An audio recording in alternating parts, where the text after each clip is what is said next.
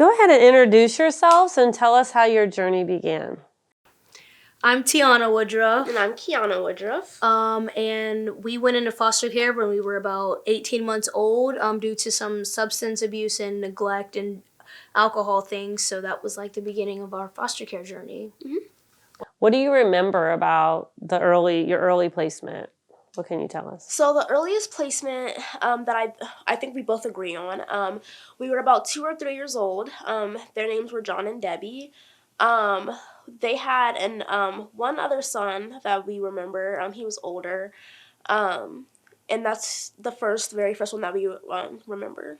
Yeah, so we, like I said before, we're 18 months old when we first went into foster care due to those issues that I mentioned. There were actually 5 of us total, so it was me, Kiyanna, and we have 3 other biological siblings that were in the house with our bio mom at the time. And upon us getting taken away, Kiyanna, me, and then the oldest of the 5 siblings all went to one house, and then the other 2 went to another house. The other 2 were actually adopted really early on, so they were out of the foster care system. However, me, Kiyanna, and the oldest, her name was Layla, we went and lived with our maternal grandfather, who we call Dad. So if we say grandpa or dad, it's the same person. We ended up going to live with him, and each time we went in and out of foster care, that was like our route home, I guess you can call it. Okay, so then you were taken into foster care from him, right? Mm-hmm. So talk about that. You said there was 3 of you? Mm-hmm. So, yes. So anytime that we were being taken out of foster care, it was from him. And it was me, Tiyanna, and our older sister, Layla, at that point. The other 2 got adopted very early on. And actually ended up moving to Texas. So that was pretty much the end of their story.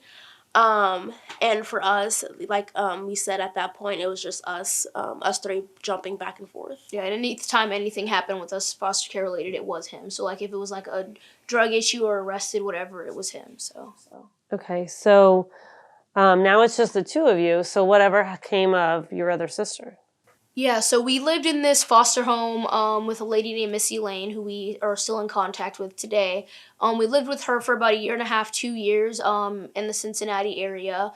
And then upon us moving home, our caseworker actually asked Layla if she had wanted to go live with our biological mom by herself. And a little bit of a backstory to that is our dad or grandpa, his wife at the time, it was his second wife, she did not get along with Layla at all. Like, they had a very abusive relationship towards each other, like physically and verbally and emotionally. So they just didn't get along. So when she was presented with that idea, if she wanted to go live with our biological mom, of course she was going to take up that offer because she didn't want to be in that situation anymore. So from that point on, she moved back up to Cleveland, and then from that placement, me and Kiyanna went back to our dad.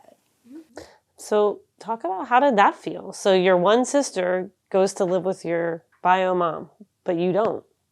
So it felt, I was angry because I felt like, she had 5 kids but chose 1. She only wanted 1.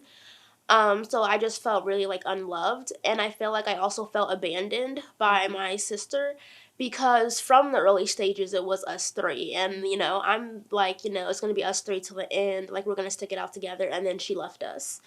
So I felt abandoned and I felt angry.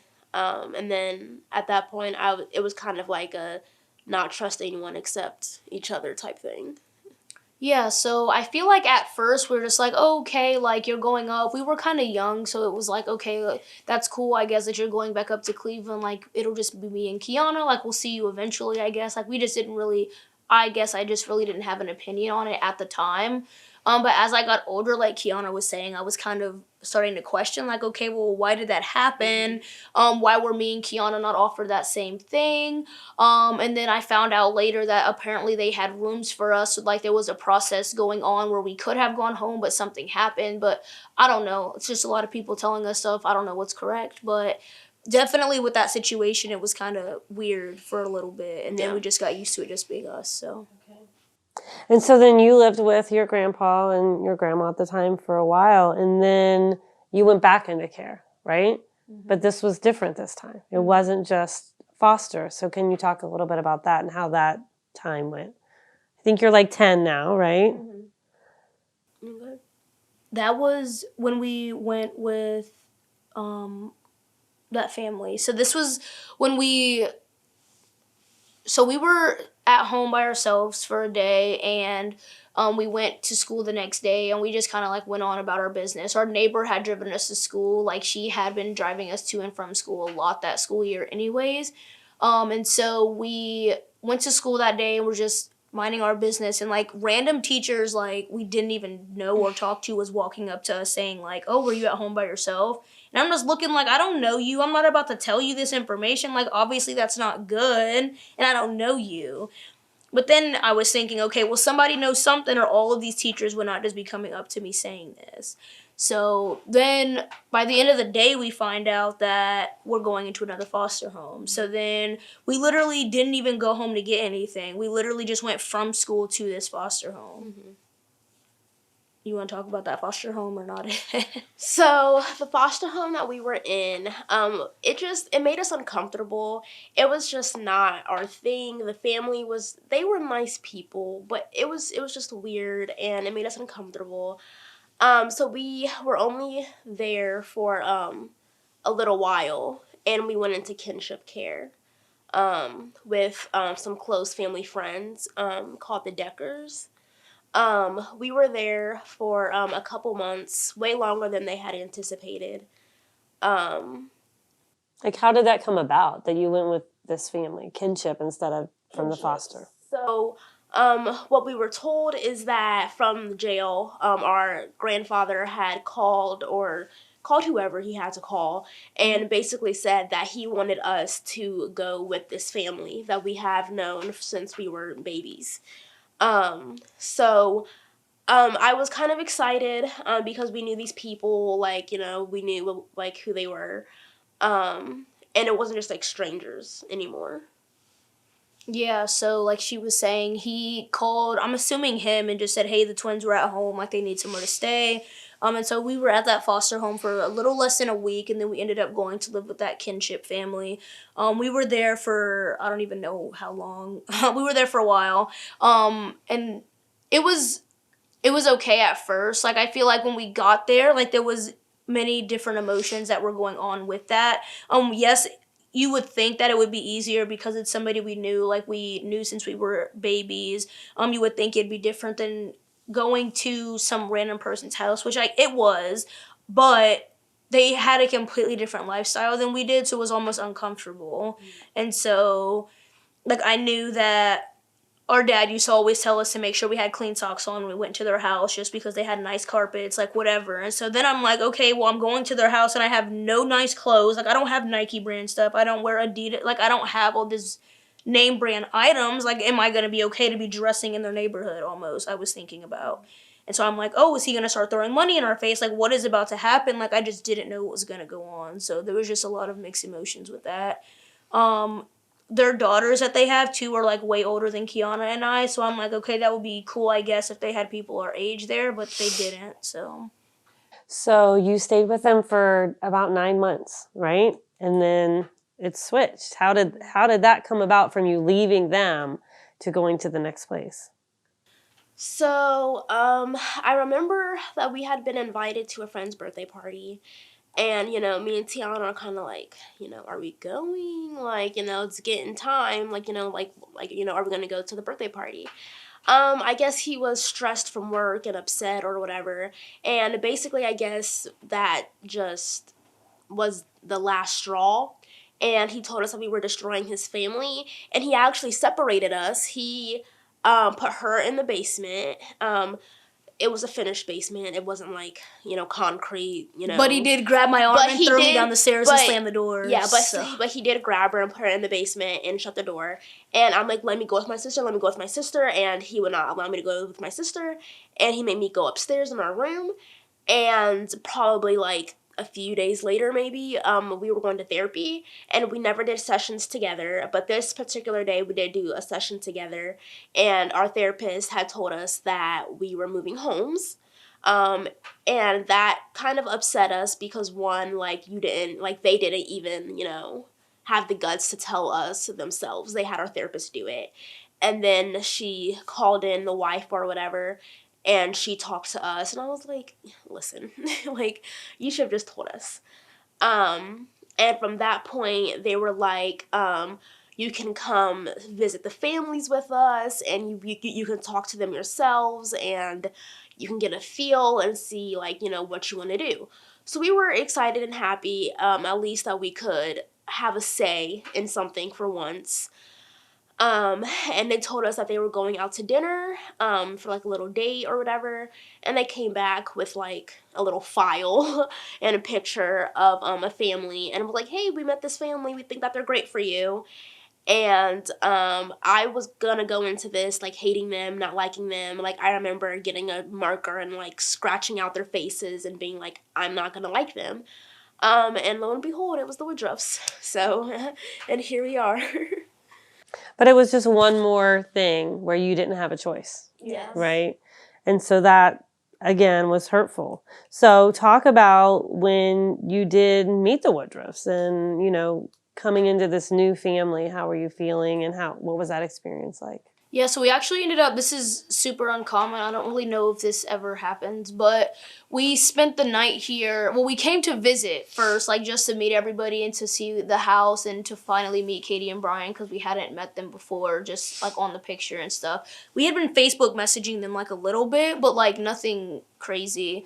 And we came on December 26th actually, and we came and we played Uno games, and Lainey was super young at the time. She was, I think, 5 maybe, and she like gave us a tour of the house.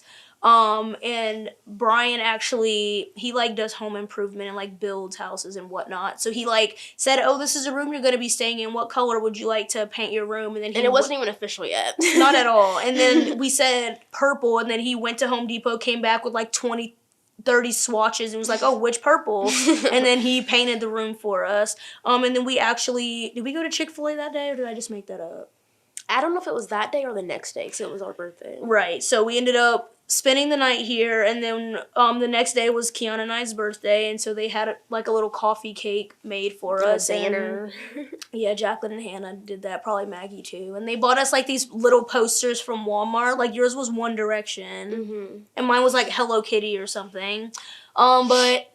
And, oh yeah, it was snowing outside too, so like we were out there sledding and like playing in the snow with the dog and Lainey. Yeah, so like that was like our first time meeting everybody, and it was cool. And then we ended up moving in like a month or so later. So like a couple weeks. Because it was January something. Oh, okay. But yeah, we like we met them and like it was cool, but then also at the same time we're like, oh, we shouldn't really be enjoying this almost. Yeah. It was like, oh. So I think it was the first family that we had felt 100% comfortable, and like we kind of let our guards down. If you ever meet our mom, she has the most bubbly, enthusiastic personality ever, the sweetest person ever. It's kind of hard, not to like her. Our dad is kind of like a big kid, so he'll like mess around with us. Yeah, Lainey was 6 at the time and had these cute chubby cheeks, and so yeah, it was really awesome. But like she said, we were nervous because we kind of, at least I felt like it was like a betrayal to our dad because I was such a daddy's girl and I didn't want him to feel betrayed or like we were choosing them over him. And so it was kind of like a battle like in our heads and stuff like that. Talk a little bit about, so this is now your family, you're thinking that you're there for a while. What was it like trying to find your place in this family? Because there was a lot of people, a lot of kids. What was that like for each of you? Yeah, so I had to kind of like step down and stop being like that parent figure role. Like I took on a lot when we were younger, like just going in and out of foster care. I always like took care of Kiyanna and like made dinner and things like that. So I kind of had to step down because there were obviously people who had signed up to do this. So I'm like, okay, well, I need to like be a kid, like live my life and stop doing that. We also had to kind of like squeeze in the middle. We have younger siblings and older siblings, so we had to find our like middle ground there. Also, something that I tell people as well is that everybody, like there's 7 of us now, but like we all are not, none of us are the same at all. Like even me and Kiyanna were twins and we're the complete opposite. So everybody has different personalities. Everybody has excuse me, different communication styles or how they want to relax, whatever it is. So we needed to gauge that and just figure everybody out, and then figure out how we can communicate with that person and adapt to everybody else in the house. So Yeah, so like she said, even though we're twins, we very much had different roles. She was the parent role, and I was like the kid role. And so, coming into such a like a bigger family, I kind of had to like step up and be a bigger sister, even though because I wasn't a big sister. But I was also excited because I wanted a little sister because I liked the baby dolls and playing house and all that stuff. And Tiyanna did not. She would throw my babies at the wall.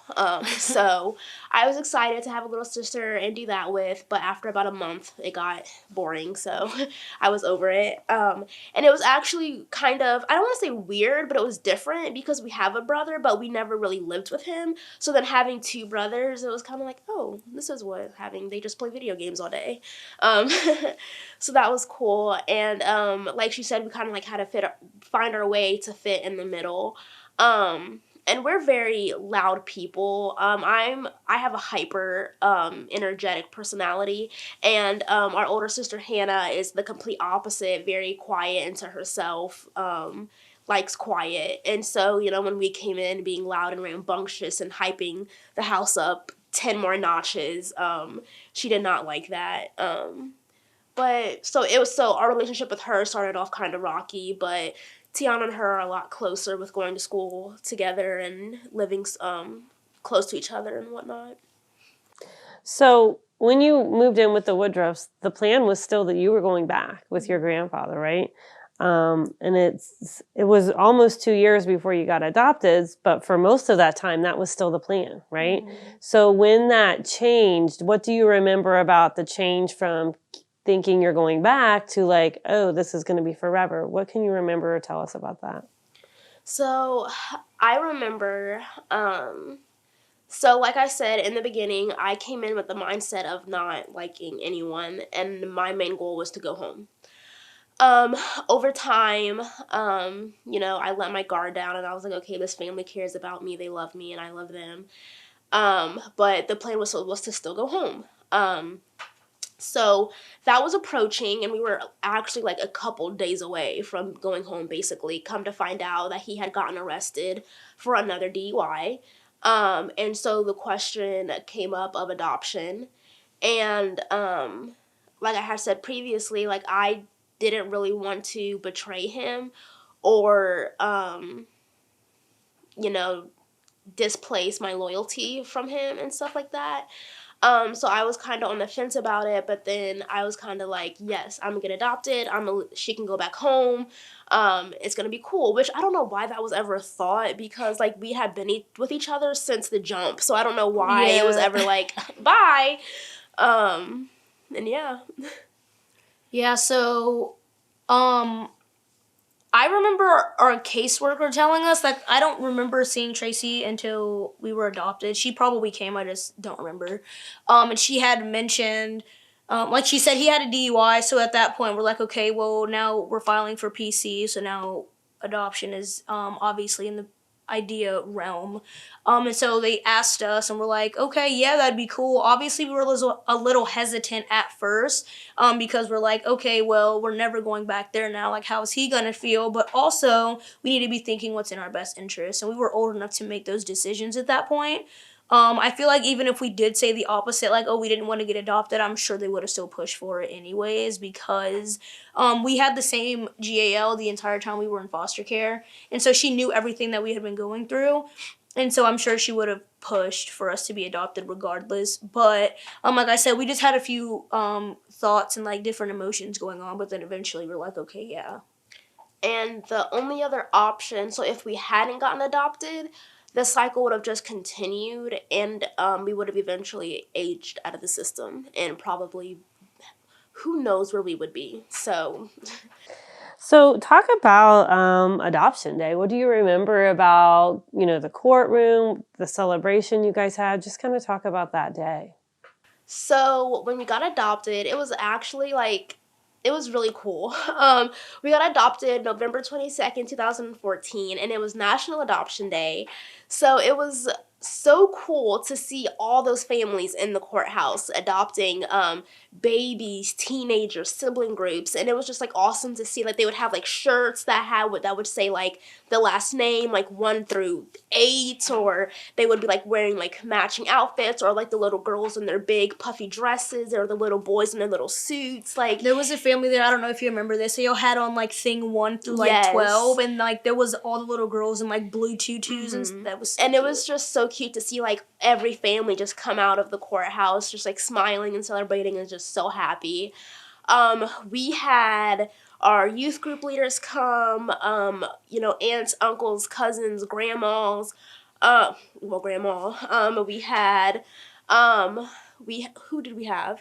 I'm Mom, blanking. students, Yeah, so our mom's a teacher in Lakota, and one of her students' grandmother came and gave us flowers, but I also ran track with one of the grandkids, and she was just in there bawling her eyes Right, out. I had We never have met no this idea who lady, this lady like- is. Gave us flowers.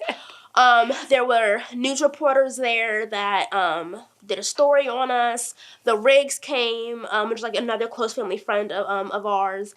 And yeah, it was pretty awesome. Our Judge Rogers, he was super awesome. He was really nice. We got to bang the gavel. We ordered that we go to Chick-fil-A after. And yeah, you can talk about the party. Yeah. What was your celebration like? Yeah, so we ended up having a graduation party. We had lots of people coming. We had the previous foster family that we mentioned. Actually, we invited them. We had lots of mom and dad's friends come. We had lots of our friends come. The 2 family friends that we mentioned came. We had one of my mom's friends in the district made us like a big cake. And another one of our family friends, her name is Chantel Oyako. She makes these really cool cookies, like, and she decorates them all cute and like for whatever occasion you need them for. But she made us cookies like with pictures of Kiyanna and I on them, and then they said like our forever family and had our address on them and put them in like a big like bouquet of cookies. And yeah. And it was also about 75 to 100 people, and it was raining, so we were all inside, which sounds weird during COVID. Like that all of sounds us real were weird. in here, but Pre-COVID. yeah, pre-COVID. But yeah, it was really awesome. It was just cool to have everybody that wanted the same intentions for us. Like everybody wanted us to be like okay and like have good intentions. So And I remember like going to school and like passing out the invitations like it was my birthday. Like, oh, my adoption party. Are you gonna come? never did I do that. I did. I put them in an envelope and everything. I was like, here you go. So that was your adoption party celebration. You're adopted. It's official. What was it like after that? Like, do you remember, like, did it feel different right away? Did it feel like, whoa, this is just another day? The weeks or months or years after that big day, how does it feel, or how did it feel? So I think it kind of felt like surreal because like we didn't have to worry about like going anywhere else. Like this was our home. It did take us, like, even after being adopted, it took us a minute to start calling you guys mom and dad.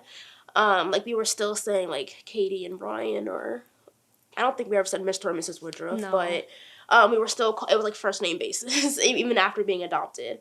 But we also had that feeling of, like, anytime we got in trouble or anything like that, it was like, do they regret adopting us? What if they give us back? Like, so yes, we felt secure and safe where we were, but we were also like terrified of like, yes, we're adopted, but like anything could happen. So even though it was official, you still had those feelings like, but they could change their mind. Yeah. I think that's something that adoptive parents don't think about, right? Yeah. So now that you're adopted, what would you say are some new experiences that you've had, or where your life is today that you think maybe is because of being adopted?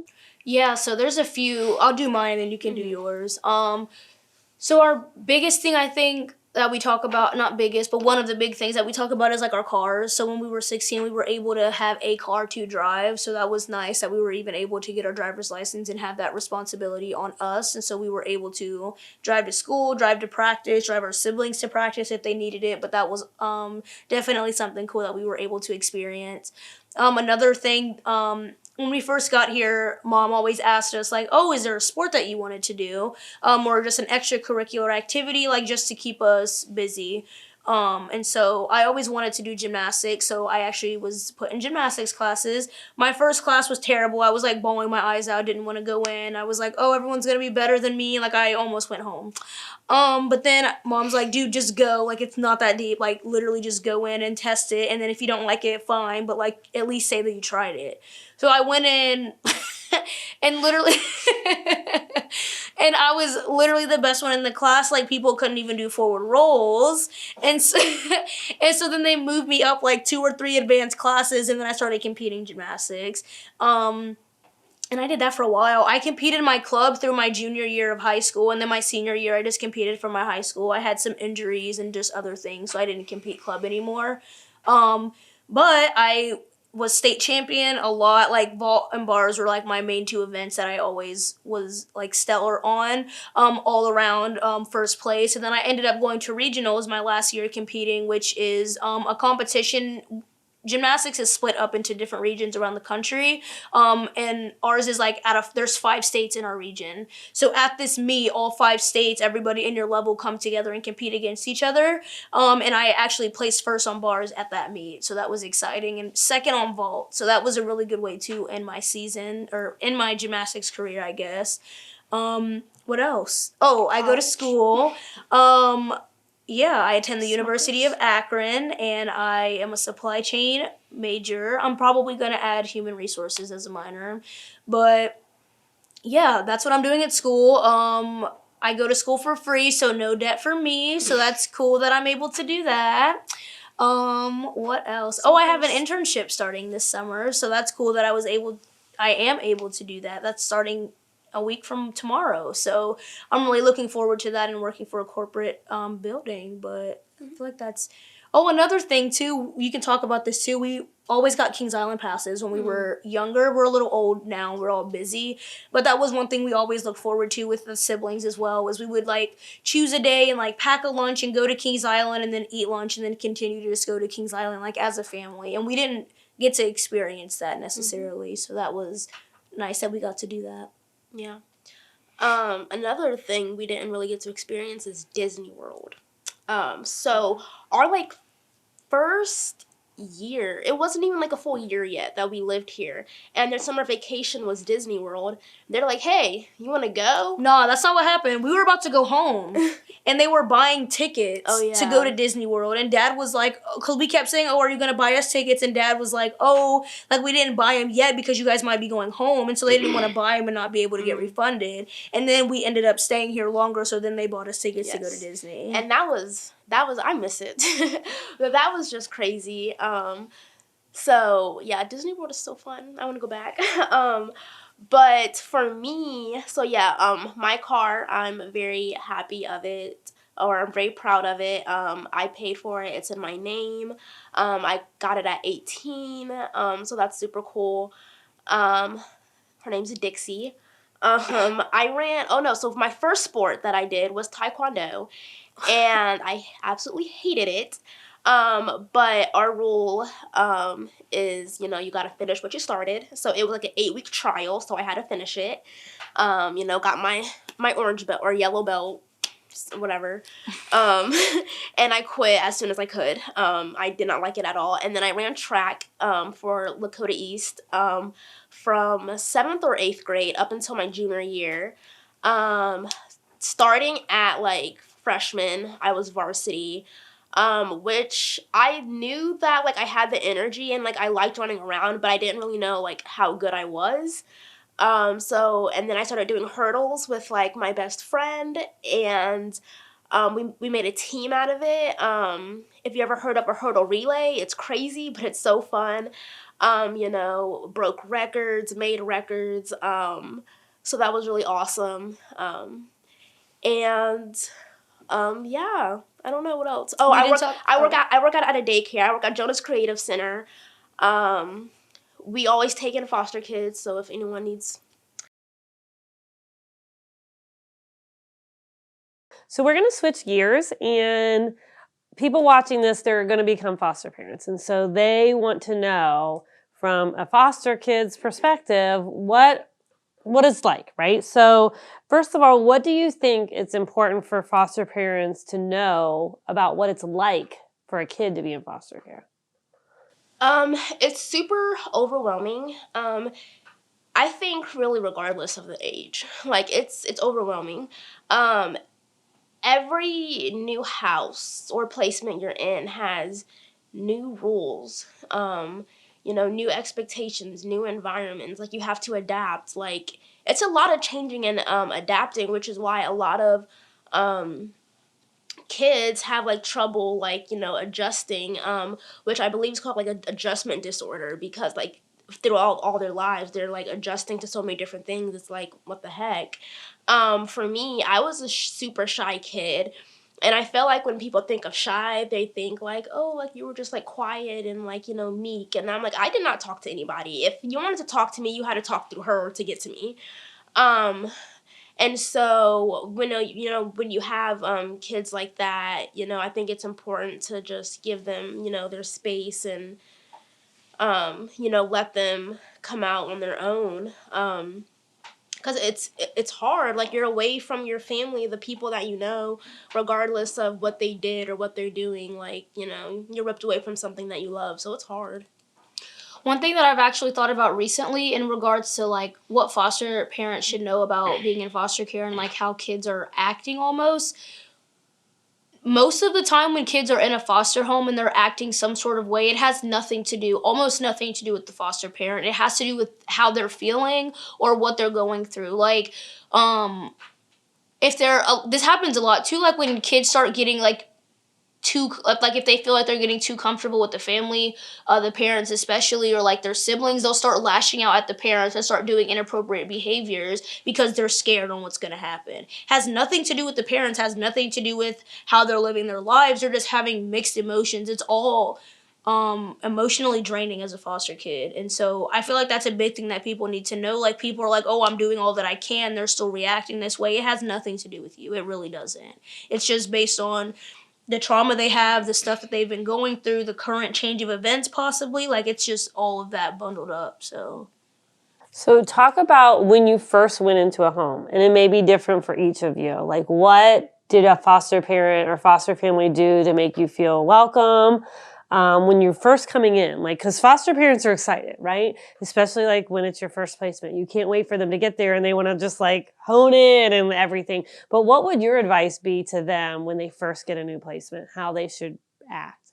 I feel like our parents did a good job of like balancing that. They weren't like overly like in our face, like trying to be extra, like taking our bags and like, oh, come sit here, come do this. Like they weren't overly doing that. Like we came here and I feel like everybody was just going on with everyday life as normal. Like they definitely said, okay, well, this is your room. I'll be in the office if you need me. Oh, I'll be in the basement doing laundry if you need something. Oh, here's the fridge if you like, just doing basic things like that. But they weren't like overly like in our face. So that gave us time to adjust and just adapt to our surroundings. Another thing I usually say with this question is that mom would put the grocery list either on the fridge or on the counter by her purse. So like when we first moved in, if there was something that we wanted to eat, like that reminded us of home, or something that they might not necessarily have in the house that we use all the time, we were able to put that on the grocery list. So we would have at least some say in that. Lainey gave us a tour, which I feel like, thinking back, maybe I'm wrong. I don't think anyone else really did that. You're in a whole new house, you don't know where stuff is. So I feel like just something as simple as a tour, like here's this bathroom, here's that bathroom, the living room, the kitchen, the basement, your room, my room, the parents' room if you need them, like, stuff like that. And just like doing things like if they want to, as a unit. We played Uno, played out in the snow, watched some movies. I feel like it's the simple things that really make a difference rather than being extravagant. because it's not like it's not something you really want to celebrate. Like, it may be exciting for you, but it's not exciting for them. Um, when you're in a new home, like how do you think it's best for them to let you know, like what are their rules, in general? Because like you said, culture shock, like culture doesn't mean black and white. Like it's everybody has their own culture and their family and how they do things. What's a good way for families to acclimate or let new placements know how things go? Just let them know from the jump. It would be worse, I feel like, if something bad were to happen and then you just freak out and they're like, okay, well, what did I do? I would not have gotten in trouble for that before. So just let them know. Like, you can even sit down with them, like, or like at your first dinner, I guess, like, and you guys are just having a meal, you can just say, hey, like, these are just a few things I would let you guys, or want you guys to know. We have a schedule that we follow here, and we have chores that we do on this day, just so they understand, because yes, they're in a foster home and you're there to be like their temporary parents, but you're also there teaching them like life goals and things like that, so you don't want to set them up for failure as they're in your house. So I agree. So, you guys shared a room at first. Do you think that that's good? Like if they get a placement and they have, let's say, 4 open rooms, but it's 2, would you recommend that they're together when you're coming in as a sibling group? Well, how was that for you guys? Did you guys want to be together when you're in a new home? So for us, we never really had our own rooms. Now, with that being said, we did live in 2 houses that we were able to have our own rooms, but we just didn't. We would just either we were with each other, or 8 out of 10 times hopped in the bed with our grandpa. So for us, being in the same room wasn't really any different. It didn't make us upset. We kind of preferred it, but obviously as we got older, like 16, we're like, all right, time to get out. As far as other sibling groups, I think if you have the different rooms, just give them the option. If they're old enough, just be like, hey, like, do you want to be with your sister? Do you not want to be with your sister? I think if they are of that age, literally, if they can have a say in a decision, then they should be able to. Whether it's about if they want to share a room or not, or about sports, or, whatever. Because in foster care, the kids really don't get a say. So I think, like, every little thing, like, matters. it does, yeah. So I would just say give them the option. So, coming in and there's bio kids, and at first you're the foster kid, so it's different. Can you talk about how it is if there's different rules, different expectations? When you were in foster care, there were certain foster care rules of things you weren't allowed to do. How was that for you? How would it be best explained to you? You want me to go? Yeah, let me think about it. So a few of the foster care rules that we went by. So when we were in foster care, we were at that age where, everyone starts having sleepovers, and you have that, like, little friend groups and blah, blah, blah. We were not able to stay the night at people's houses, which is a bummer, especially at, that age, because you want to be able to do the things that, all your friends are doing. But, you can't just be like, hey, Samantha, can your mom go get drug tested real quick, go get background checked? Because you have to go through a whole process. Like, we only stayed the night at one person's house, and that's because they were, like, close family friends, and so they went through the background checks and stuff like that. But, like, our, like, other friends, school friends, sport friends, stuff like that, we would have to leave at, like, 10 or 11 o'clock in the morning and not stay the night. One of Tiyanna's things, at the time, I don't know if it's still a rule, you couldn't jump on trampolines. Obviously, as a gymnast, that's hard to do. Couldn't sit in the front seat at a certain age, like 12 or something. So our brother, who was younger than us, was always sitting in the front seat, even though we were older. Which sounds kind of dumb now, but, like, when you're a kid, it's like, why, I want to sit in the front. Like, why can I not sit in the front? What else? Those are like the main ones. Those are like the main ones that, like, really I think impacted us. Yeah. So I know you guys were already adopted at 15 and a half, but how would that have felt if there was different rules about getting your license? Are there different rules about getting licensed? I don't know. I would have felt bummed because like That would have been so salty. all the other people around you and at school are getting their licenses, and you're like, oh, I can't. My mom's picking me up. Yeah. So if that is something foster parents definitely should look into, Yeah. how do you do that? Because that's important, right? Well, I also know, like, I don't know if this is still a thing. I don't know if our case was different, but I know, like, with the trampoline situation, or even when we went on vacation with you guys and we weren't technically adopted yet, yeah, something was typed up and people had to sign it. So I wonder if it's the same thing with driving, or if it's like, oh, you go through driver's ed, you get your stuff, but you have restricted hours. Like, I don't know. Mm-hmm. That's definitely something like to look into if it's a thing. So, you know, foster parents have great intentions, right? We said they're going to be so excited. You said you're not excited. What are some things that foster parents, and maybe this happened to you, maybe it didn't, could say or should not say when they get a new placement? You know, they're trying their best to make them feel welcome. What should they say or not say? One thing, I don't know, this is hard because I feel like you should not title your foster kids as your foster kids. Obviously people know, maybe they don't know, I don't know.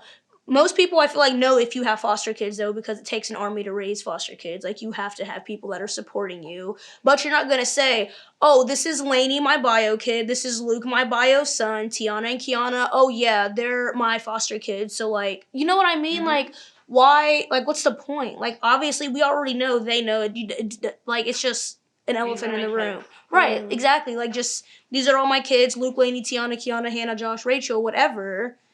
And just end it like that. I feel like that's a big thing. A story I always tell with this was a gymnastics situation.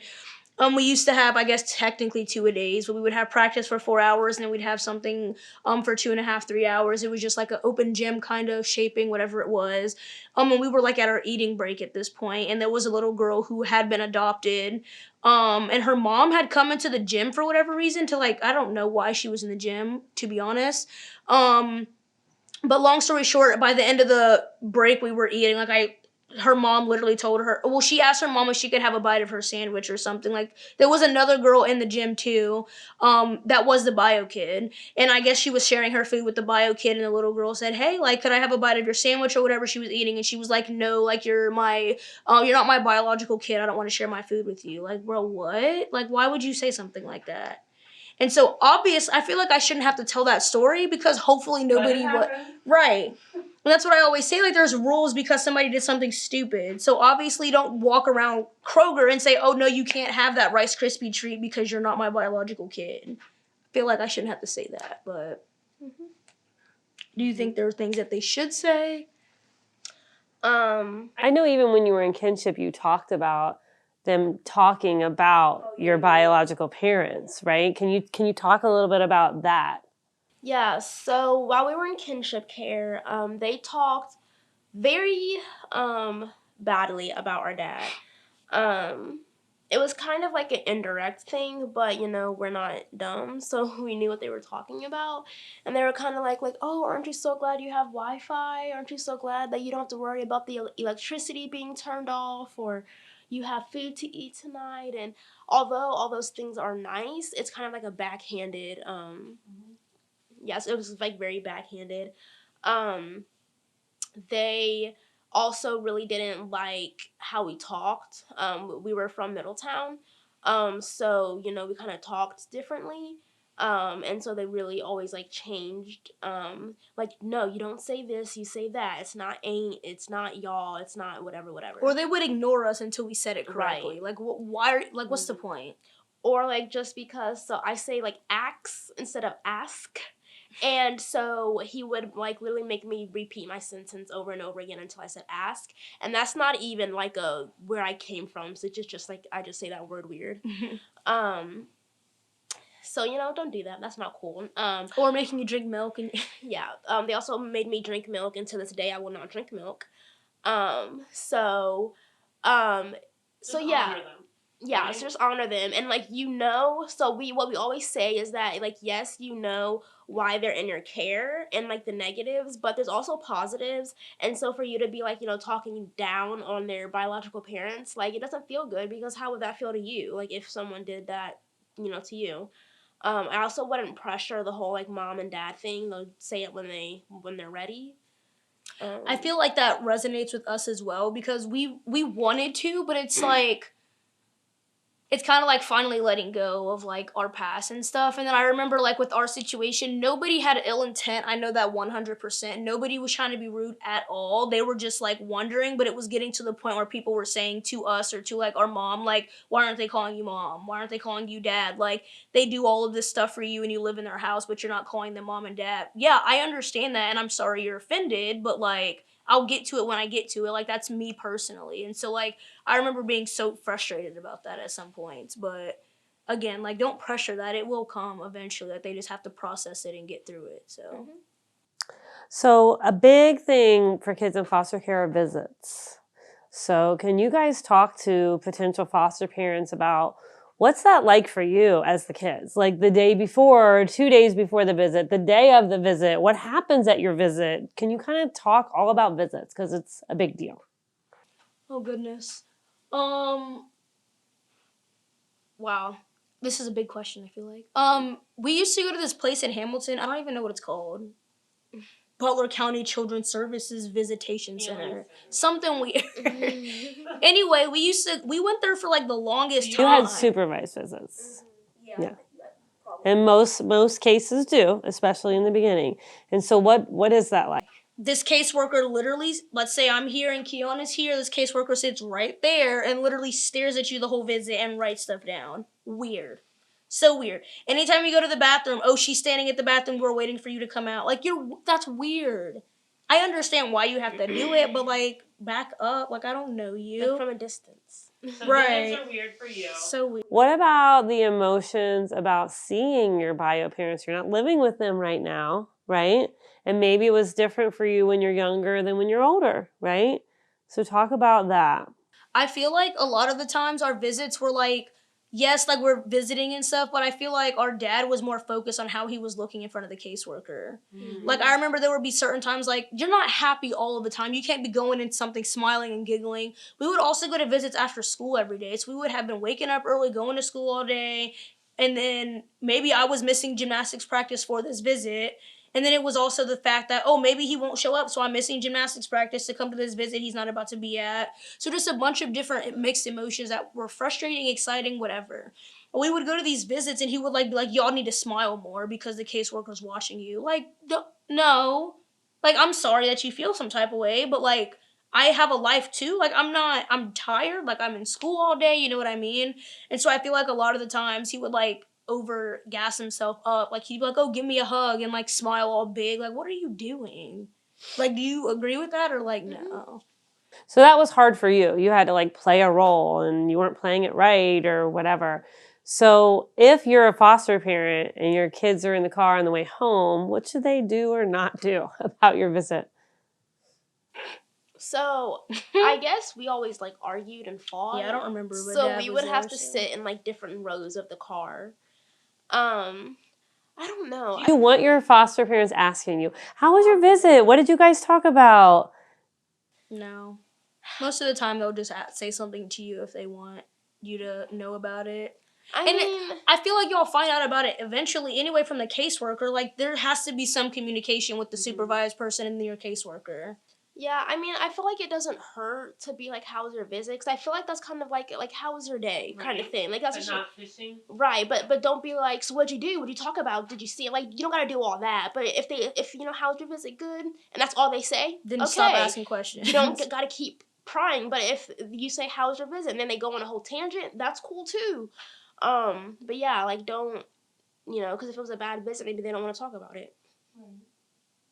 So what was communication like with your bio family all throughout this and what is it still like? Did you talk on the phone? Did you had visits with grandpa, but that was it, right? And nobody else. Can you talk about your relationship with your bio family during that time? How your foster adoptive family acted about it? How that made you feel, I feel like it was never told to us that we couldn't have communication with anybody. Like, it was never like, oh, you can't talk to them, blah, blah, blah. Like, we definitely had our own views and we were able to do what we wanted. However, I feel like our mom, especially like dad too, but definitely prompted the situation like, okay, well, think about it this way, or make sure you do that. Like just having a different perspective on it almost, because obviously you're your own person, like you just think one way.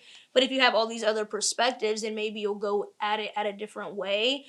So that way, if someone were to reach out and say something weird, you're like, okay, well, what should I do about this? So you, I don't know, like know how to respond better. I feel like communication with our dad, grandpa, like as we were going through it, was like it was pretty consistent for the most part until we got older and we kind of broke off communication just because he was saying stuff that was manipulative and it was just making us feel sad and stuff all the time, which like I'm not here for that at all. So like we just kind of cut phone off. call ended in tears. Yeah, for no reason. How did your family, the Woodruffs, react to that? And did that help or not? You know, because some people are going to adopt a kid and don't want them to have any kind of communication. And even if they think it's for protection, what would you say to them? Because that's a really hard decision as your parents. You want to protect them, but you guys are older now, but going through, I feel you always knew you had the right to talk to them if you wanted to. But some people may disagree with that and they think it's for protection. What would you say to them?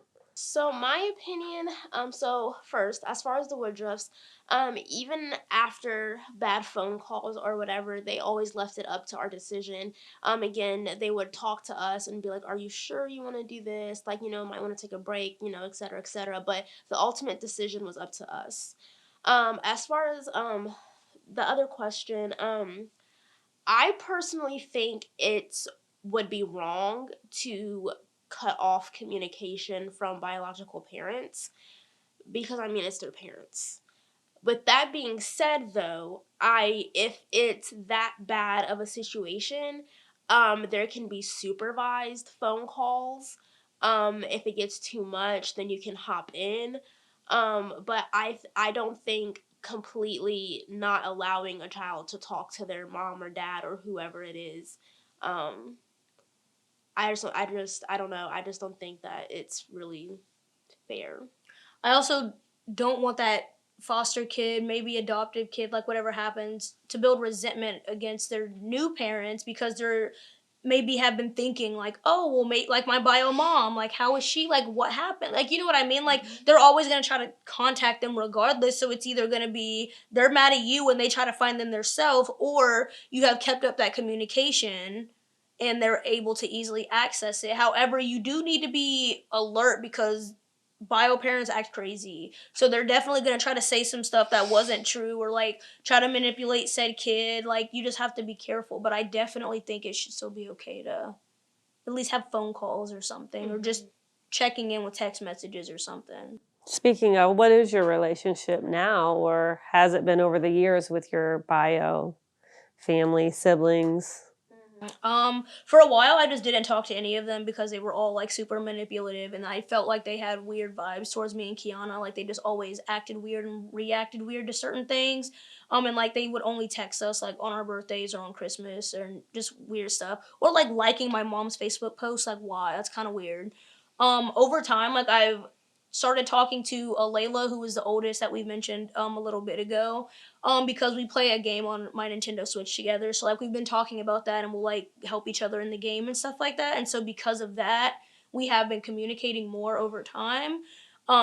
She came to our graduation party as well. So I mean that was cool to see her because we hadn't seen her in a long time. So we saw her then. Our bio mom, we didn't really talk to like almost ever, and then like recently, she's been like reaching out. I still don't know how to react to it, but she like will text me like every day, like, "Oh hi, how's your day?" And I'm like, "Cool," but like, where were you back in the day? Like, why are you just randomly texting my phone? Like, I don't understand. So. It's about the same. Like at first, me and Alayla used to talk a lot, but then I had to limit it because we would argue a lot. So limited that. Same thing. Biological mom started, talking to us a lot more. How's your day? Hope you have a good day. Stuff like that.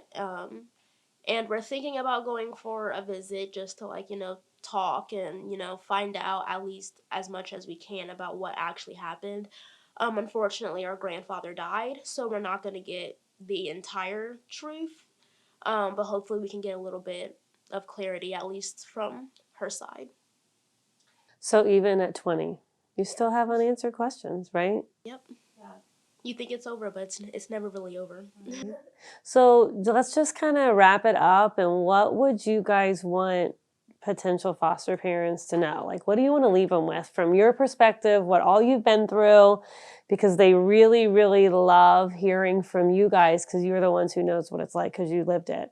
Well, what do you want to leave them with? I don't know. Well, I guess two things. One, even if you have sibling groups, like you can probably see this with me and Kiyanna, like they went through the exact same thing, but they didn't go through the exact same thing. So their stories could be like they have gone through the same thing, but they have different perspectives, or maybe one went through something that the other one didn't. So I don't know. Like everybody comes with different things, and there's even things that my parents are finding out today, maybe in this video, that they didn't know about necessarily, and we've lived here for not too many years, a lot of years. But I don't know, it's just you'll find stuff out over the years. I was gonna say something else, I don't remember, so you can go ahead while I think about my second thought I was gonna say. I just wanted to just touch on like culture a little bit because we didn't really talk about it. I don't want that to like scare anyone away. Like I don't know if they still do, but Focus used to like hold classes about stuff like that. You can always learn and stuff like that. So because I feel like some people are always scared With like about hair and like food hair and food just and things like religions that. and stuff like that. But don't let that stray from you. But I don't know, basically just just a big thank you for what you're doing because there's a lot of kids still in foster care. That are probably either aging out or not in good places. My other thing I was gonna say, I remember, is to like do your research. There are plenty of books out there, even with when it comes to hair and food and all that type of stuff. Like there's so many books and online blogs and just things like that that can answer questions or just talk to other foster families and parents as well. I know a lot of churches have partnered with foster care organizations and things like that just to have any uncertainties answered or anything like that. So yeah. So I'm just going to do some frequently asked questions since this isn't interactive and normally it is. So I'm going to ask you just some of the questions that come up a lot, okay? So the first one is, what was it like to live with white people? We'll just go right in. So our grandma that I talked about before, like my dad's second wife, she was actually white, so it wasn't like we've never like been around white people before. And the Kinship family we mentioned before were also white, so it wasn't like it was like a whole culture shock thing. The biggest thing that we always talk about is like food, though. Like there was a lot of stuff here that we did not, or that wasn't here that we did eat before. Like a big thing is ramen noodles. Like I thought that was like a thing everybody consumed, but like we moved here and like they didn't really eat ramen like that. So we always talked about that. We put hot sauce on literally everything. So like we would put that on the grocery list. I like spicy stuff. So like hot Cheetos, Takis, Grippos, stuff like that. So that was on the grocery list all the time. Like some seasonings or meals. Even you can talk about like seasonings. Which it's such a stereotype, but that and meals. So we always talk about this. In the Black community, for the most part, it's very normal to have mac and cheese on Thanksgiving, but I guess it's not for. I wouldn't even say white people because there are some white people that have mac and cheese. Yeah, so there are some white people, but our family did not. Yeah, our family did not. So our first Thanksgiving, I'm like, where's the mac and cheese? And they're like, what? That's not a Thanksgiving food. And we're like, Mom's like, that's a cookout food. And then we're like, no, that's a Thanksgiving food. And so now every Thanksgiving we have mac and cheese, and everyone's like, why didn't we do this before? And I'm like, I don't know. You're welcome. But hair. So our mom did take a class at Focus about our hair. But if Black hair is not easy to deal with. So we were kind of at that age where we were old enough to do it ourselves. So she didn't do our hair, but I think the class helped her get a little bit more knowledge about our hair. So that helped. You know, before we bought our own things, she always made sure that we got the right products we needed. And if you go in the store and you actually look, black hair products are a lot more expensive. So expensive. It's like $13-14 just for shampoo. That doesn't count conditioner or Leave-in anything else. conditioner, yeah. Anything else that we need for our hair. So it wasn't ever like, no, you're gonna use Dove and, you know, get over it, because you know. So she always made sure we got what we needed. If we wanted our hair done, she always made sure she could find the people that we needed, and you know, stuff like that. So that was really awesome. And yeah, like it was kind of, so if you're, so not really as much now, but a couple years ago, if you were an outsider of our family, you would probably, if you heard what we said, you would probably be like, what the heck? We Because, would get canceled for sure nowadays. yeah, so as people say, we would get canceled. So we joked a lot about stuff we probably shouldn't joke about. When Lainey was younger, she was learning about slavery in school. And they were reading Henry's Freedom Box, which, if you haven't heard of that, basically this guy, he's a slave, puts himself in a box, and he ships himself to the North for freedom, basically. And so she came home, and we had bought something like a huge, like a TV, TV or something big. And so me and Tiyanna are weird, and we used to play in boxes because we didn't really like have toys much. So we like draw on the boxes and like make make a a window watching or a TV. TV. Like, and we had to like use our imagination a lot. So we were playing in this box, you know, like old time's sake. And Lainey starts closing it. We're like, "What are you doing?" And she's like, "I'm shipping you to freedom." Or she would like chase us around with a stick and be like, "Come back, slave!" And you know, obviously that's not okay. Our brother used to walk around saying that he's Black Jesus, which I don't know what that means. I don't know what that means either. Oh, Lainey also used to say we're a big double stuffed Oreo. Oh yeah, big double stuffed Oreo. I forgot what I was gonna say because you messed me up. I'm sorry. But yeah. I don't know, I can't think of anything else. But it was kind of like a big joke. Like, even the past year, I started dating this guy, and my dad, like, had said something. And then after he left, he was like, "You need to make sure that he wasn't uncomfortable," because I was just joking. And I was like, "Okay, I'll make sure." But as far as that, like, it was pretty good. Oh, religion was what I was going to say. Me and Tiyanna grew up in, like, a Christian, like, household. We went to church. Our parents are Christian. So I don't know how to answer a question about like if there's different religions and how that works. But if you have anything to say, because I don't know how that would work. Especially if they're like Muslim and like fast and don't eat certain things or stuff like that. So you said you'd been around white people because your grandma was white, but obviously living in a white house, you talked about before, the kinship, like it was a culture difference, right? So how did your parents bring culture or allow it to be in your home? You said like with the food and stuff, but was there anything else that they did? I just feel like they allowed us to be us. Mm-hmm. I don't know if that's technically culture, but they didn't. I feel like it is because they didn't try to change us to fit in with their normal, if that makes sense. Mm-hmm. We live in a predominantly white area, going to a predominantly white school, and they never really tried to change like how we spoke or how we, if we wore like afros, they weren't like, "Oh, that's not professional, that's not neat," or anything like that. Like, my hair's blue right now. They always, they never talked down about how we wanted to represent ourselves. That as long as we were representing ourselves as respectable young women, they were okay. Yeah. Did they have any other Black people in your life?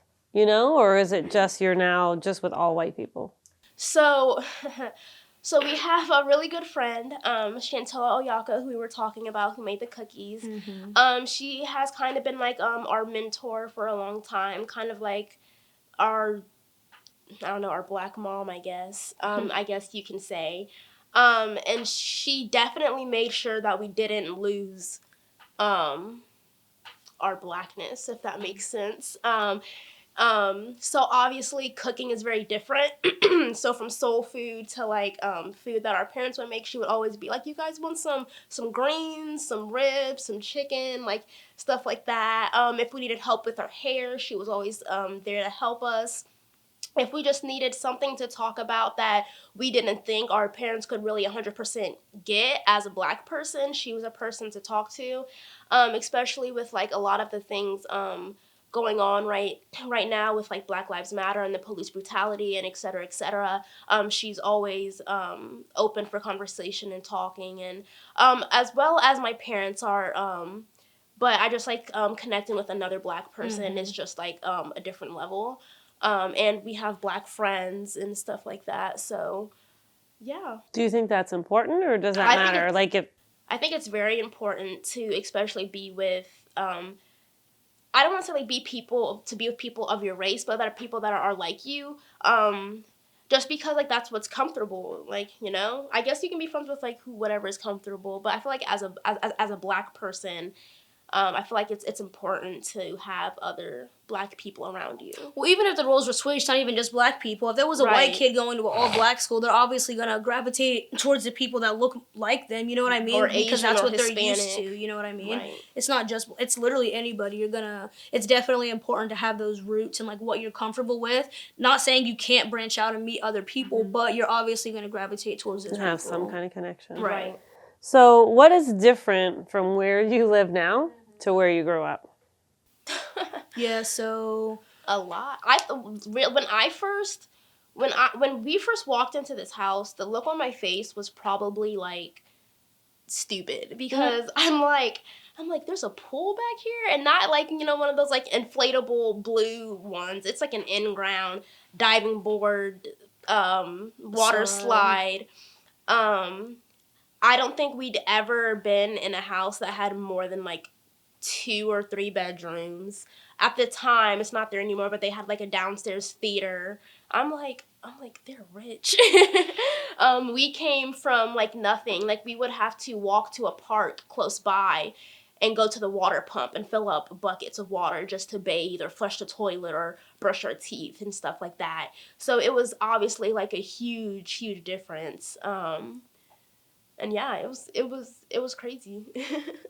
yeah, and Kiyanna always says that, like, if we would have stayed there, like, we don't know what would have happened. Like, a lot of our friends that we were friends with when we lived in Middletown are, like, all on their second, third children. Like, it's normal. Like, some of them are, you know, dealing drugs or have been or are in jail or stuff like that. So it's like, if we had stayed, like, you know, that would very well be us. Could have been us for sure, yeah.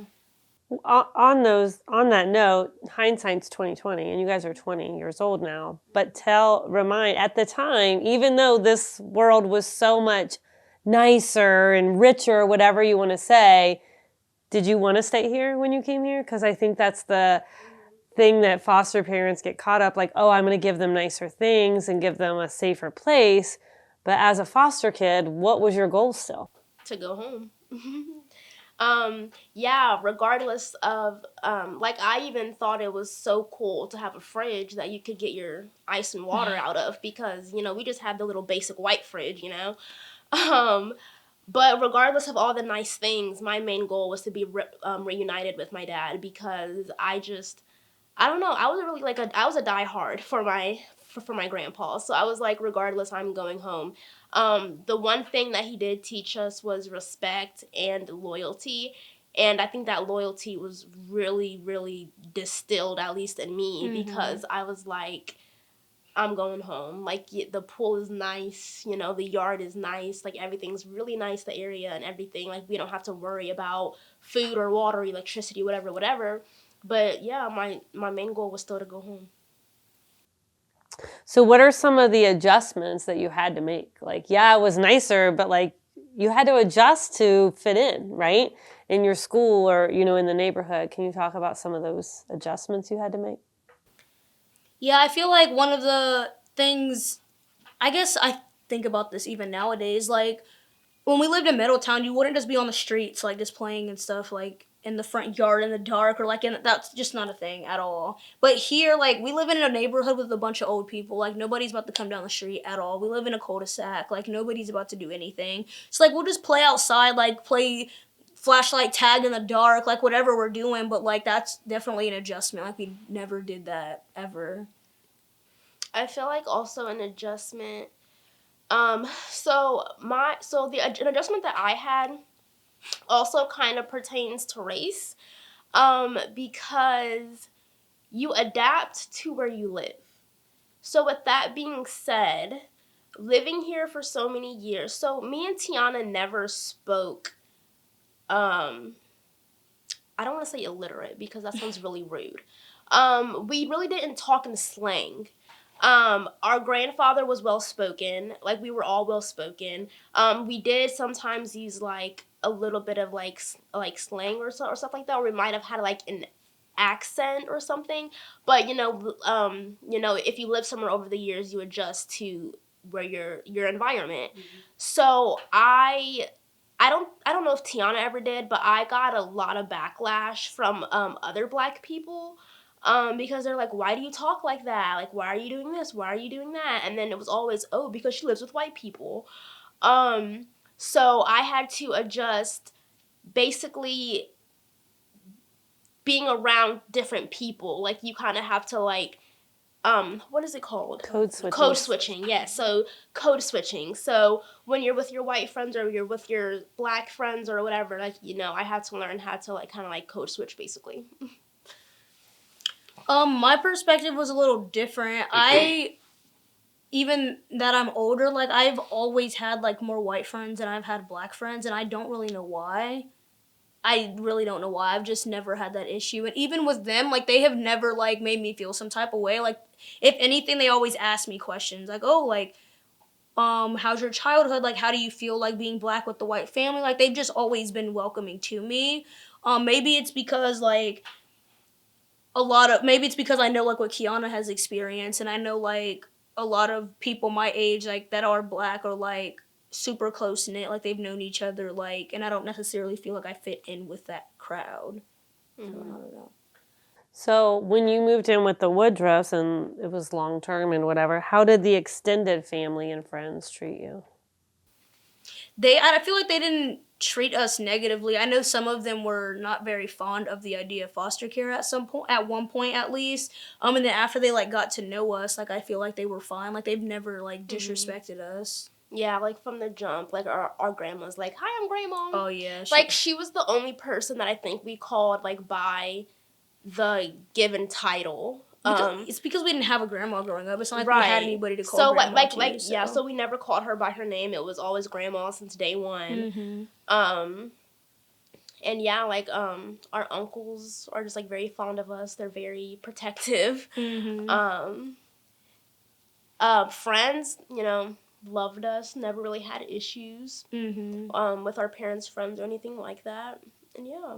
Yeah, I remember, like, Uncle Dan, like, took us to a Xavier's basketball game. Like, he didn't have to do that, but he did. So, like we said, like, I feel like our extended family has definitely been supportive of it. Yeah, so yeah, like you said, at the beginning, they were kind of weary, but then as time went on, they love us like they're their own. And I know that's not the case for all foster people trying to do foster care. I know that's not always the case, so don't think it's going to be all peaches and cream when you go into it. Like, you you may get some backlash from extended family, and that's going to take constant conversation saying, okay, like, that's cool, you have that opinion.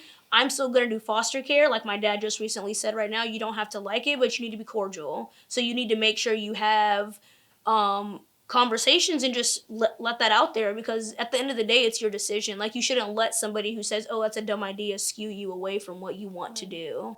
So when you have, this is leading into that, extended family where you guys are going to get together, what would you suggest that foster parents maybe say to their other family? Don't just show up with them, or should they speak with them beforehand? So, Yeah, I guess that is a good point. Like for the, I guess, are you asking, like, the families who may be against it almost? Or anybody, should they just show up, oh, here's 2 more kids, and never tell them? Or, right? Like... Yeah, I feel like that would definitely be awkward. Because how would you have felt if you would have showed up and nobody knew you were coming, and they'd be like, who are these Exactly. That's what I was going to say. Like, that would be weird. So you should definitely tell everybody that you are doing foster care. Like I said before, like, most people who do foster care have, like, a village around them. Like, they have the people that they know or that knows that they are doing foster care. So I feel like you should definitely let that be known to the public, because you don't want to just, like you're saying, just walk up randomly and they're like, oh, who are these two random kids? And then it goes back to what we said before. Then that's when you would have to say, oh, they're my foster kids. And they don't want that. Right. And so I definitely feel like you should tell people. And going with that scenario, so we're talking about a family reunion or whatever.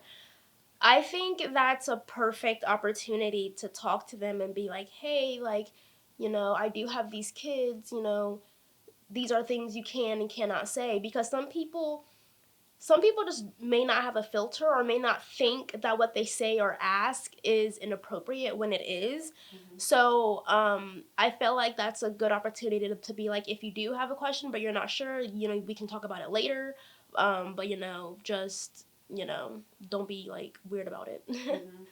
I know when we had another placement, and, you know, being a teacher, they didn't want the other kids to know they're in foster care. And you guys, you know, you said you don't want to be like, hey, it's foster. You know, one thing that I would say is like, oh, I'm helping their mom out. Right. What would be a good thing that foster parents could say? Because people are going to wonder, right? Especially if they're like you and you're not even the same color, right? It's obvious that something different's going on.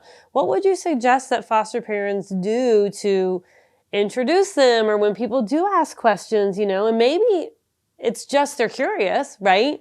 But what's a good way to make it less awkward for the foster kids? I don't know. I feel like what you were saying, like, oh, I'm helping their mom out, and, like, just leave it like that at first, and then maybe once the foster kid, like, leaves the room or leaves the area, then you can further explain it. Or before it even gets to that point, just explain it to them before. I guess that's harder, though, if you're, like, walking down the street or something and somebody just walks up to you. You're just staying with us for a while? Yeah. You know? I feel like just making it seem like maybe it's one of, like, your bio kid's friend. Not saying it's one of your bio kid's friends, but you can just act like, oh, like, they're a close family friend, like, they stay with us all the time, or, oh, I'm just helping them out for a while, like you're saying. And then, like, if they have further questions and, like, call or text you, I wouldn't tell Would the you whole... suggest that foster parents think of this ahead of time? Like, yeah, for sure, because it's going to come up, and then you're going to be like, oh, crap, I didn't prep for this. This is the one thing I forgot about. And so you definitely want to prepare for that, so...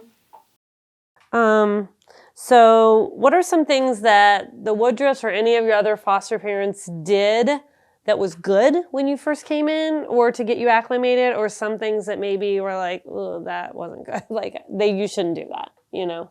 I feel like we talked about this with our whole birthday celebration. Like, yes, Jacqueline and our cousin Jacqueline and our sister and everybody, like, made us, like, a huge banner and all that stuff. Maybe people should not do that. Like, we weren't, like, mad or anything about it. It was like, oh, that's cool that they're thinking of us. Like, awesome. Not all kids are going to think that. So, like, when people are coming in, we always say, like, you don't want to have streamers, confetti, and a whole banner. Like, yeah. Because it's not a celebration to them. It's not. Like, they're literally leaving the people that they've grown up with. And, yes, you guys are excited, but they're not. So. Anything good that you could do other than take it slow? I mean, I don't know, like I said, like, earlier, I just feel like literally, like, the small things, like, help. Like, we went to lunch. We had never been to Chick-fil-A, so we went to Chick-fil-A for the first time. You know, played out in the snow. We played board games, you know, just, you know, stuff like that. I can remember the first time you guys were just here and we went to Walmart, like, to get a lunchbox or, like, something for your lunchbox, like an ice pack, and you literally acted like you needed nothing. But obviously you did, right? So it's awkward at first. So, you know, you talked about the grocery list. Is that a good way to, like, have somewhere where they can write down something that they may need without having to say to these basic strangers, hey, I need more underwear, or what if you're a girl and you need a bra? Like, it seems awkward. Like, how do you think would be a good way, like, set up a system where they can ask for something without having to ask? I know for me, this was, like, actually when we were talking a little bit earlier about how we went, like, to the foster family and then kinship. So the reason that whole thing happened is because I actually started my period for the first time in school that day. And so I was in 5th grade, started my period. We had nothing at home to do anything. And so my dad was like, oh, I'm going to get stuff at the store. Dude never came back. So when we went to that foster home, had to tell my caseworker, like, we're at the store. And she's like, oh, do you need anything? And I was, like, not saying anything. But I'm like, dude, like, I need tampons and pads. Like, I'm literally bleeding in my pants right now. Like, it was so awkward. Again, 5th grade, like, my dad was the only one at the house. Like, she hadn't done it. Like, I didn't know what to do or say. Like, it was just awkward. So, I don't know, like, I don't know. Like, I felt kind of comfortable, I guess, with my caseworker, but it was like one of those things. Like, if I didn't say anything now, nothing was going to happen, and then it was going to be a bigger problem. Well, that's why I just thought when we talked about the grocery list, it was a way you could just write down. Maybe they have like a little book or something, things I need that, you know what I mean? Because I know it's weird to ask really for anything, but let alone somebody that you don't really know, right? So how long, people always ask you this, how long did it take you to call them mom and dad after they adopted you? And was it the same for both of you? I know you talked about us as mom and dad to other people. Talk a little bit about that. Yeah, it was kind of like when we were, like she was saying, like at gymnastics or school or whatever, when we would refer to, then we would say mom and dad, because I'd be awkward if I was like, oh, Katie and Brian. They're like, oh, do they go to school with us? Like, awkward. So I would just say like mom and dad or things like that. And I remember like, I just didn't really know when I should start calling them mom and dad. But I remember like Luke one time was on his Xbox and he was like, he asked me to like make him popcorn. So Luke goes through weird phases with his food, and he was like, oh, I only like when Tiyanna makes me popcorn, whatever. I was making him popcorn and I brought it to him and he like said thank you to me or something. Dude on the mic was like, oh, who was that? And Luke was like, oh, that's my sister. So then I had to like double take. I was like, wait, what? Like, you refer to me as your sister? I was like, oh, that's kind of cool. So then I was like, oh, like, I guess I should start referring to everybody else as my siblings and like mom and dad. So it definitely took a while. I don't know how long it took, if I'm being honest, but She didn't plan it. It's just when it felt right. Yeah. Yeah. Okay, good. Talk a little bit about triggers. What are some triggers that you have, and tell people about triggers? Like, that's one thing that I think foster parents don't really get. Can you talk about yours? So triggers. Triggers are a lot, and you can have triggers that like you don't even know about, really. So a trigger for us was like, doorbells. Where we lived, you didn't just open the door for anybody. And one day, the doorbell rang and we're sitting on the couch, which is right next to the door, and we're just ignoring it. And my dad's like, why are you not opening the door? And to him, he didn't understand it, but to us, it's because like, you don't just it was open the dark door for outside people. and the doorbell rings. Yeah. Like, why would somebody be at the door at nighttime? Like, why would I just get up and open the door? Like, that's not how that works. Even now in both of our relationships, we both have triggers that we have to talk to our partners about why we react the way we did or why we did, stuff like that. So yeah, even well into, adulthood, it still happens. Just one last question. So how do you guys feel about foster care? Do you plan to do it in your lifetime? What do you guys think about that? I definitely am an advocate for foster care. I definitely think it's a great thing that is in place for kids who need it and to help parents get to back to normal and back on a good path so they can have their kids back. I definitely want to be a foster parent in the future. I'm not sure when that will be. I don't know if it'll be like after I have my own kids eventually, but it's definitely something I do want to do. We're both and still involved in advocacy for foster care. I do want to do foster care, but at the same time, I don't want to do it just because I went through it. You have to be a special kind of person to be able to do foster care, and I just want to make sure that I have what it takes to be a foster parent. So I want to, and we'll try it out. I hope it works out. If not, there's always adoption.